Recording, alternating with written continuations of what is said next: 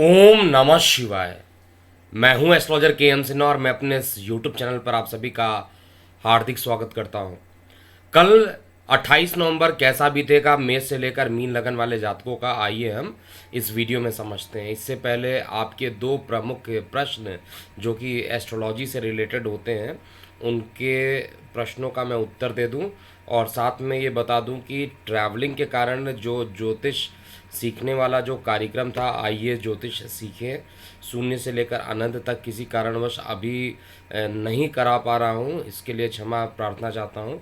और कुछ ही दिनों में, क्योंकि लगातार मेरी ट्रैवलिंग के डेट्स अगर आप देख रहे होंगे तो दिसंबर एंड तक मेरी ट्रैवलिंग रहेगी। और ट्रैवलिंग होने के कारण 29 नवंबर को अब मैं जयपुर में आपसे मुलाकात करूंगा। तो जिनको जयपुर में कंसल्टेशन चाहिए वो हमारे व्हाट्सएप नंबर 9818318303 पर संपर्क कर सकते हैं। फिलहाल आपके जो दो प्रश्न पूछे गए हैं, पहला पूछा गया कि राहु केतु ऐसे दो ग्रह जो सदैव वक्री रहते हैं, ऐसा क्यों होता है ये सदैव वक्री रहते हैं। तो देखिए, राहु और केतु बनते कैसे हैं, आप लोगों को कई बार इसी चैनल पर मैंने समझाया। राहु केतु एक छाया ग्रह होता है जिनका कोई फिजिकल एग्जिस्टेंस नहीं होता है। These are shadow planet. और ये छाया ग्रह होने के कारण जो हमारा अर्थ का ऑर्बिट है और जो मून का ऑर्बिट है, ये दोनों जहाँ पर कट करता है वो एक एंड पर ड्रैगन्स हेड यानी राहु बन जाता है और दूसरे एंड पर ड्रैगन्स टेल यानी केतु बन जाता है। और केतु के पास केवल धड़ होता है, और लेकिन दृष्टियां भी मानी जाती हैं उसकी। कई लोग ये सोचते हैं कि केतु के पास तो सर है नहीं तो देखेगा कैसे। तो ये सब काल्पनिक बातें हैं, क्योंकि ग्रहों की दृष्टि और ग्रहों का नेचर उसके हिसाब से कथन करना थोड़ा कठिन हो जाएगा। क्योंकि राहु के पास सर है तो उसके पास धड़ नहीं है, और केतु के पास धड़ है और सर नहीं है, तो इससे दृष्टियों पर कोई बहुत प्रभाव नहीं पड़ता। फिर भी जो भी बाकी ज्योतिषाचार्य इसका प्रयोग दृष्टि देखने में करते हैं नहीं करते हैं, वो अपने जगह पर सही हो सकते हैं। फिलहाल राहु केतु वक्री इसलिए होते हैं क्योंकि अगर आप देखिएगा, ये सदैव जो पृथ्वी की गति होती है वो मूव करती रहती है, और वो अपने ऑर्बिट के अराउंड भी मूव करती है और धीरे धीरे सन के अराउंड भी ये मूव करती है। तो जब ये हमेशा मूव करेगी तो दिन क्या होगा, अगर आप देखिएगा तो लगातार मूव करते समय डेज क्या होंगे, बढ़ेंगे। कभी उल्टा दिन तो नहीं होता, 28 नवंबर के बाद फिर 27 आ जाए, फिर 26 आ जाए। तो इनका एक यूनि डायरेक्शन मोशन होने के कारण इनका जो शेडो होता है वो हमेशा ऑर्बिट के कट पॉइंट से अपोजिट चलता है, इसीलिए हमेशा ये वक्री रहते हैं। दूसरा प्रश्न पूछा गया कि अशुभ केतु के क्या लक्षण होते हैं। देखिए, केतु को समझना बहुत मुश्किल है, क्योंकि केतु जो होता है वो आपको कहा जाए कि केतु का जो प्रभाव रहता है वो मोक्ष को दिलाने वाला ग्रह होता है। कल भी दैनिक राशिफल में बताया था केतु दशम स्थान पर क्या प्रभाव देता है।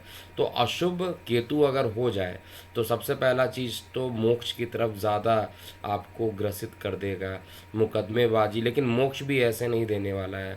एक होता है साधारण तरीके से मोक्ष देना, और एक होता है कि चारों तरफ से फंसा देगा, उसके बाद मोक्ष की प्राप्ति कराने के लिए मजबूर कर देगा आपको।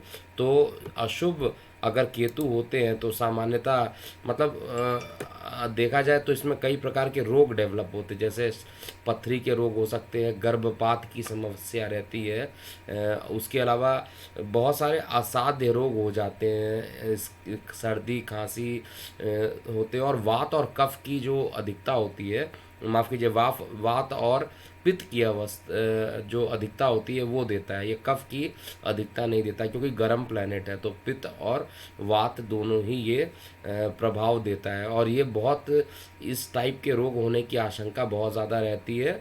और यहाँ पर पिता के साथ भी ज़्यादा लड़ाई झगड़े के योग बनते हैं, और जातक जो रहता है अपना धैर्य खो देता है, और धैर्य खोने के कारण वो गलत प्रकार की संगति में भी इन्वॉल्व हो जाता है। अंत में चारों तरफ से वो नकारात्मक तरीके से गिर जाता है।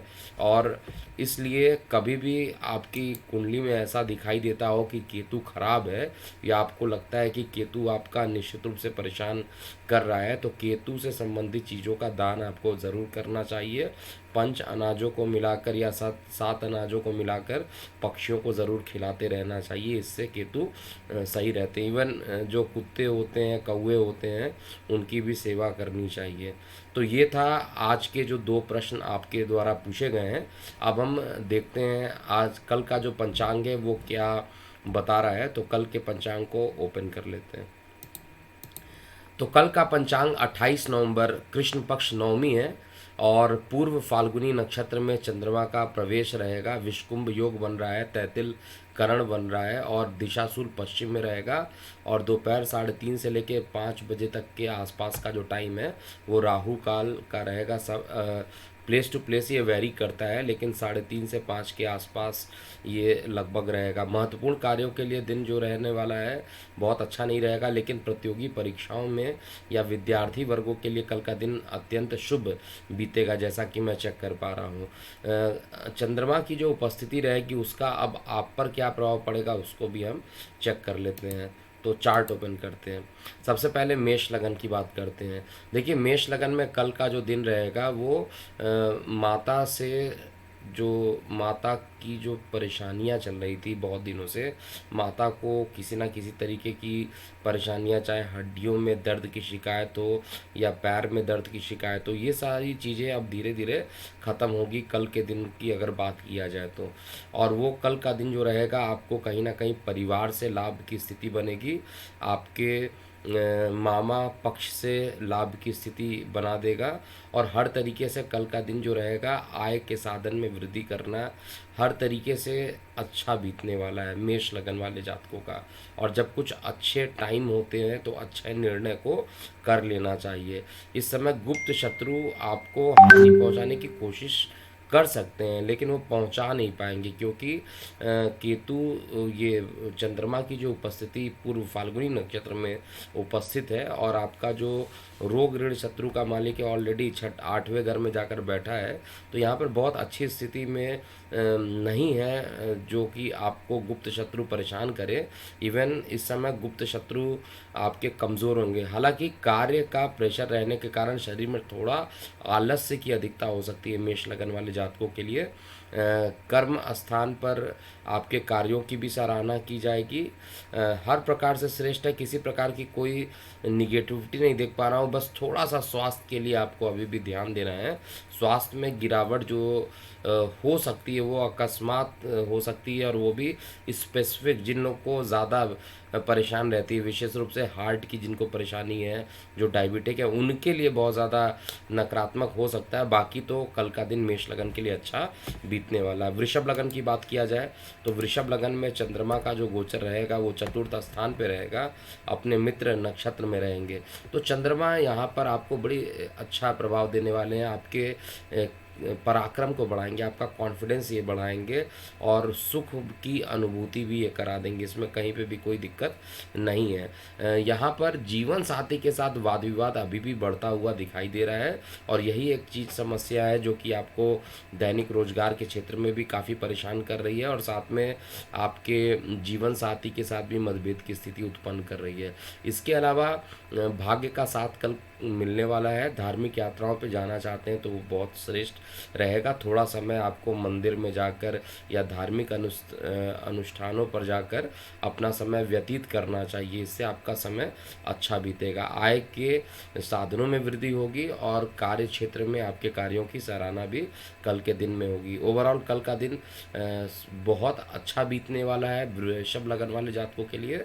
लेकिन यहाँ पर जो डायलिसिस वाले लोग हैं उनको बार बार मैं बोल रहा हूँ, जिनको किडनी से संबंधित कुछ भी समस्याएं हैं उनको बहुत विशेष ध्यान देना चाहिए। गोचर में बहुत खराब स्थिति अभी ऐसे लगन वाले जातकों के लिए बन रही है। अब हम बात करते हैं मिथुन लगन वाले जातकों के लिए। देखिए, मिथुन लगन में चंद्रमा की उपस्थिति लगन से तृतीय भाव में रहेगा, पूर्व फाल्गुनी नक्षत्र में रहेगा, तो सबसे पहले आपको धार्मिक यहाँ पर कर देगा। धार्मिक यात्राओं पर जाना या धार्मिक यात्राओं के लिए प्लान बनाना, ये कल के दिन आप देख सकते हैं। इसके अलावा आपका जो पराक्रम रहेगा वो भी बढ़ा रहेगा, अंदर का आत्मविश्वास जो है वो बढ़ेगा और कई प्रकार के सामाजिक कार्यों में आप अपना समय दे भी पाएंगे। शत्रु यहाँ पर हानि पहुँचाने की कोशिश करेंगे, लेकिन वो हानि पहुँचा नहीं पाएंगे। लेकिन आपको मामा पक्ष से किसी प्रकार के हानि होने की संभावना ज़रूर यहाँ पर दिख रही है, लेकिन छोटे भाई बहन इस समय आपके लिए काफ़ी सहायता देंगे। मित्र और रिश्तेदारों से इस समय आपको बहुत पॉजिटिव रिस्पांस मिलेगा और जीवन साथी का सहयोग भी आपको मिलेगा। कर्क लगन के लिए कहा जाए तो कर्क लगन में चंद्रमा की उपस्थिति लगन से द्वितीय भाव में होगा, और यहाँ पर धन की जो रुकावट चल रही थी वो धन आपके पास आने की पूरी संभावना कल के दिन में मैं चेक कर पा रहा हूँ। और आय के स्रोत भी यहाँ पर बढ़ेंगे। हालांकि किसी प्रकार के अकस्मात यात्राओं पर भी आप निकल सकते हैं, और धार्मिक अनुष्ठानों पर जाकर आपको बहुत रिलैक्सेशन मिलेगा। तो थोड़ा समय निकाल कर शिव मंदिर में अगर आप जाकर कुछ समय व्यतीत कर लेते हैं तो बहुत सारी निगेटिविटी वहीं पर रह जाएगी और आपके लिए काफ़ी अच्छा प्रभाव रहेगा। भूमि वाहन मकान के लिए समय बहुत अच्छा समय चल रहा है। गृह निर्माण कराना चाहता है उसके लिए बहुत अच्छा समय। अगर घर को खरीदना चाहते हैं या भूमि को खरीदना चाहते हैं, वाहन को खरीदना चाहते हैं, कल का दिन श्रेष्ठ रहने वाला है। यहाँ पर शत्रु इस समय आपके गुप्त शत्रु बहुत सारे धीरे धीरे बढ़ेंगे, लेकिन इन सारे शत्रुओं का बहुत ही जल्दी निपटारा भी हो जाएगा। लेकिन आपको इस समय केवल अपने पर विश्वास रखना चाहिए। आपका आत्मबल किसी तरीके से कमज़ोर नहीं हो, इस चीज़ पर बहुत प्राथमिकता आपको देनी चाहिए। सिंह लगन की बात किया जाए तो सिंह लगन में चंद्रमा जो रहेंगे लगन में रहेंगे तो आपको विदेशों से लाभान्वित कराएंगे, ऑनलाइन से लाभान्वित कराएंगे, और साथ में अस्पतालों के खर्च को भी ये बढ़ाने की पूरी तरीके से प्रयत्न करेंगे। शेयर सट्टा लॉटरी में ज़बरदस्त नुकसान होना सिंह लगन वाले जातकों के लिए मानसिक पीड़ाएं उत्पन्न कर सकता है, इसीलिए इस समय थोड़ा दूरी बना कर रखिए। बार बार बोल रहा हूँ, माता के स्वास्थ्य में भी गिरावट उत्पन्न होना, लेकिन मेहनत बहुत ज़्यादा इस समय आपका बढ़ता रहेगा। मेहनत बढ़ेगा, जीवन साथी का सहयोग कल के दिन में पूरा मिलेगा, और इस समय जो आपके संतान है वो आपके पक्ष में बात करेंगे और संतान से सुख की अनुभूति भी आपको मिलेगी। धार्मिक यात्राओं पर जाने का भी ये परफेक्ट समय है। इस समय भी आपको भी थोड़ा समय निकाल के आपको धार्मिक स्थलों पर जाना चाहिए, नहीं तो आदित्य हृदय स्तोत्र का पाठ लगातार करते रहना चाहिए, जिससे कोई निगेटिविटी ना फैले। कन्या लगन की बात किया जाए तो कन्या लगन में चंद्रमा की उपस्थिति लगन से द्वितीय भाव में है, तो इस समय खर्च की अधिकता बहुत ज़्यादा रहेगी। पूर्व फाल्गुनी नक्षत्र में जब चंद्रमा जाएगा तो निश्चित रूप से आपको थोड़ा सा परेशान ये करता हुआ दिखाई देगा। लगातार चंद्रमा जो है आपके इनकम को कम और खर्च को ज़्यादा करने की कोशिश करेगा। तो फाइनेंस को अगर आपने मेंटेन कर लिया तो बहुत ज़्यादा निगेटिविटी मैं नहीं चेक कर पा रहा हूँ। थोड़ी सी एसिडिटी ज़रूर हो सकती है, अकस्मात यात्राओं के योग भी यहाँ पर बनते हुए दिखाई दे रहे हैं, लेकिन मानसिक सुख की अनुभूति भी यात्राओं से आपको मिलेगी। तो यात्राएं करनी चाहिए। यात्रा करने से कई प्रकार की चीज़ों में जो नुकसान चल रही थी वो ख़त्म होते हुए दिख रहा है। छोटे भाई बहनों को किसी प्रकार के चोट चपेट लगने की घटना भी यहाँ पर हो सकती है। तो कल का दिन सामान्य से अच्छा रहेगा, लेकिन खर्च को आपको मेंटेन करके रखना पड़ेगा। तुला लगन की बात किया जाए तो तुला लगन में कल का दिन जो रहेगा कार्य व्यवसाय को लेकर बेहद अच्छा बीतेगा।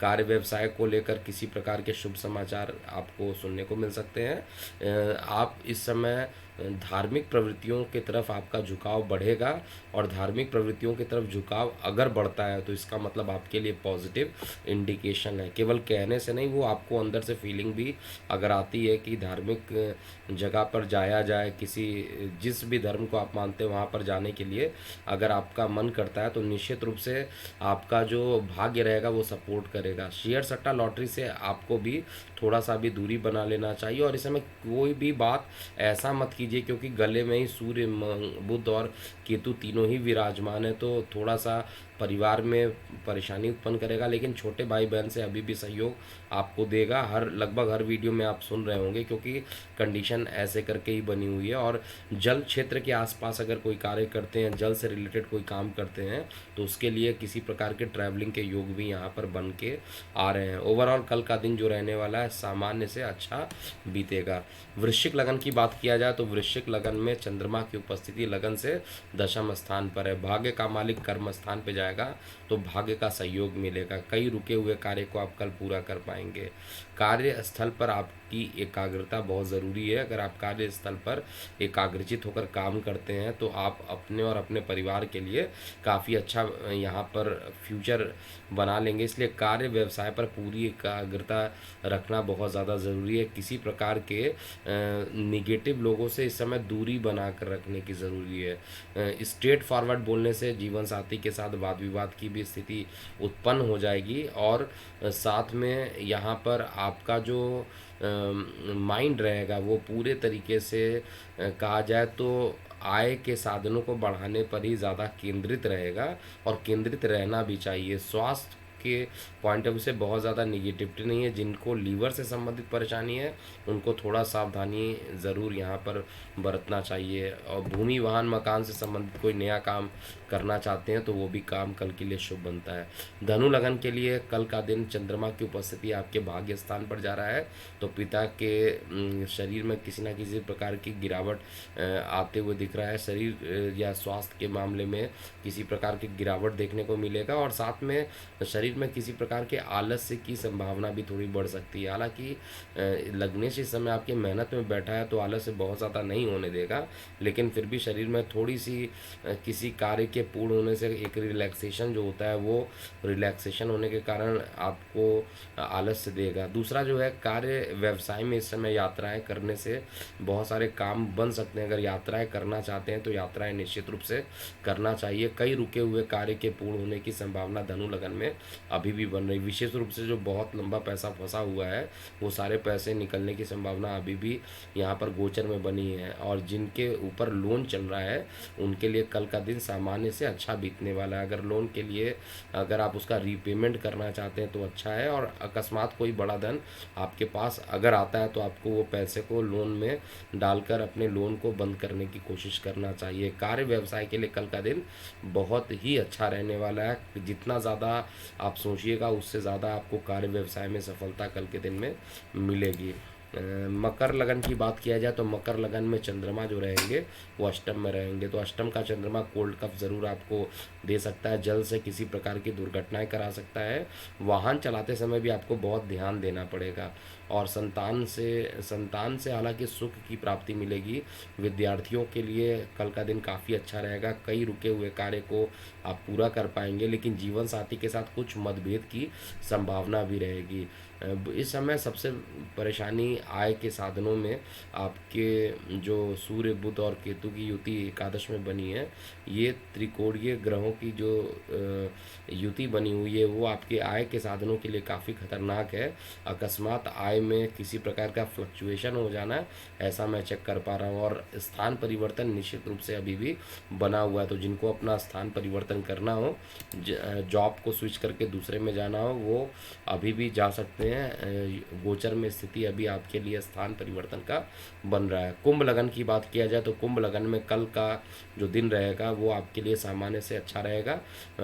जीवन साथी से सहयोग आपके और बढ़ेंगे, संबंध मधुर होंगे। साथ में दैनिक रोजगार के क्षेत्र में जो भी आप प्रयास कर रहे हैं वो भी पॉजिटिव रिस्पांस आपको मिलेगा। और साथ में कोई नए व्यवसाय की तरफ आपका मन अकस्मात जो आपने सोच रखा था बहुत पहले कुछ करने के लिए, कार्य व्यवसाय या बिजनेस को स्टार्ट करने के लिए या साइड बिजनेस करने के लिए, तो वो आपके लिए कल का दिन अच्छा है। और इसमें आपको निश्चित रूप से पूरे तरीके से एग्जीक्यूशन का जो प्लान है वो बनाकर डिस्कशन ज़रूर करना चाहिए। यात्राएं कल के दिन कोशिश कीजिए कि यात्राएं ना करें। यात्राएं करने से किसी प्रकार का लाभ नहीं होगा। और अभी भी शेयर सट्टा लॉटरी में अकस्मात मेजर गिरावट, मेजर नुकसान होने की संभावना है, इसलिए थोड़ा सा दूरी बनाकर अभी भी आपको रखना है। प्रेम संबंध आपके बढ़ेंगे और धन जो रहेगा वो कल सामान्य ही रहने वाला, बहुत अच्छा नहीं बहुत ख़राब नहीं, धन की स्थिति यथावत बनी रहेगी। अंतिम लगन की बात किया जाए अर्थात मीन लगन की, मीन लगन में जो चंद्रमा है वो रोग ऋण शत्रु के स्थान पर है और आपका लग्नेश द्वादश में है। अस्पतालों पे खर्च कराना, एसिडिटी का बढ़ जाना, किडनी में किसी प्रकार की परेशानी उत्पन्न हो जाना, ये सब चीज़ें अभी भी लगी रहेगी। और मंगल जो अष्टम में जाकर बैठे हैं, उस समय बात करते समय आपको बेहद आराम से बात करना चाहिए, क्योंकि अगर आप उग्र हो गए तो फिर परिवार में विवाद बढ़ सकता है। कल का दिन जो रहेगा कार्य व्यवसाय के लिए श्रेष्ठ हो सकता है। कार्य व्यवसाय के लिए कल का दिन अच्छा रहेगा, और कोई पेंडिंग काम आपके हो बहुत सारे जो आप नहीं कर पा रहे थे कल, वो आप कर पाइएगा। तो एक प्रॉपर प्लान उसका बनाकर अगर आप एग्जीक्यूट करेंगे तो आपके लिए अच्छा रहेगा। गोचर अभी भी आपके लिए बहुत ख़राब स्थिति में नहीं है, और सुख की अनुभूति भी आपको मिलेंगे, क्योंकि जो आने वाली समस्याएं हैं वो सभी चीज़ें पहले ही ख़त्म हो जाए तो वो ज़्यादा अच्छा आपके लिए रहेगा। कार्य व्यवसाय के क्षेत्र में आपको पॉजिटिव रिस्पांस मिलेगा, और जो लोग ऑनलाइन काम करते हैं उनके लिए भी बहुत अच्छा परिणाम मिल रहा है। जो लोग परमानेंट रेजिडेंसी के लिए अपना पीआर के लिए अप्लाई करना चाहते हैं उनके लिए भी कल का दिन अच्छा है, वो अप्लाई करें। ये एक्सेप्ट होने की पूरी पूरी संभावना है। आने वाले समय में आप देखिएगा कल का दिन स्थान परिवर्तन या कल का जो दिन रहेगा वो परमानेंट रेसिडेंसी के लिए अच्छा रहेगा। आय के साधन में भी वृद्धि होगा, इसमें भी कहीं दिक्कत नहीं है, लेकिन भाग्य इस समय बिल्कुल साथ नहीं देगा, और आपके जो ग्रह चल रहे हैं उसके कारण पिता के स्वास्थ्य में भी गिरावट देखने को मिलेगा। थोड़ा एसिडिटी की समस्याएं हो सकती हैं, उस पर आपको ध्यान देना चाहिए। तो ये था मेष से लेकर मीन लगन वाले जातकों का कल 28 नवंबर कैसा बीतेगा। एक बार पुनः बता दूं कि ट्रैवलिंग के कारण आइए ज्योतिष सीखे शून्य से लेकर अनंत तक का जो कार्यक्रम है वो प्रस्तुत नहीं कर पा रहा हूँ। जल्द ही जैसे ही ट्रैवलिंग ख़त्म होगी मैं, या बीच में टाइम मिलेगा तो मैं कम्युनिटी पोस्ट में ज़रूर बता दूंगा कि मैं अवेलेबल रहूँगा, और उसके बाद ही मैं इस प्रोग्राम को आगे बढ़ाऊँगा। अभी के लिए इतना ही। मैं हूँ एस्ट्रोलॉजर के एम सिन्हा। ओम नमः शिवाय।